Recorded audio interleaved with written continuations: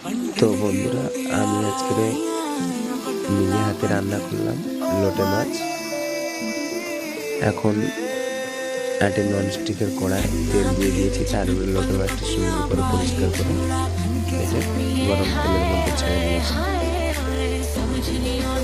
তারপরে পরিমাণ মতো রসুন ও আদা নিয়ে মিক্সিতে পিষে নিয়েছি। পাশে আছে পেঁয়াজ কুচি ও কাঁচা লঙ্কা, গুঁড়ো লঙ্কা দিয়ে করে নিই। কাঁচা লঙ্কা দিয়ে রান্নাটা হয়েছিল, সবজিটা।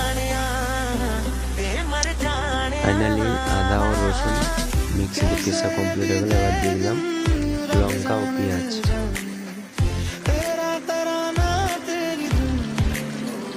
তেলে একটু পাঁচফোড়ন দিয়ে দিলাম।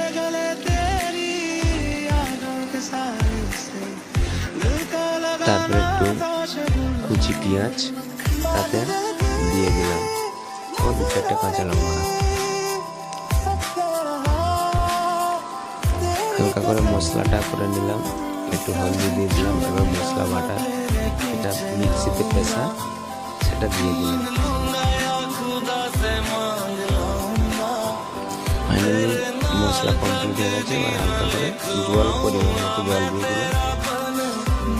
এবার ফোটার পরে হালকা হালকা ফুটছে, মাছগুলি আস্তে আস্তে ফোটা তরকারিতেই ছেড়ে দিলাম। তরকারিটা সাদা হওয়ার কারণ যেহেতু সম্পূর্ণ কাঁচা লঙ্কা, তার জন্য সাদা হয়েছে। এবার সুন্দর করে মিলিয়ে আস্তে করে ঢাকা দিয়ে দেবো ও হালকা করে নেড়ে দেবো। তো বন্ধুরা, ভিডিওটি কেমন হয়েছে জেনে বলবেন। এখন টাটা, বাই বাই।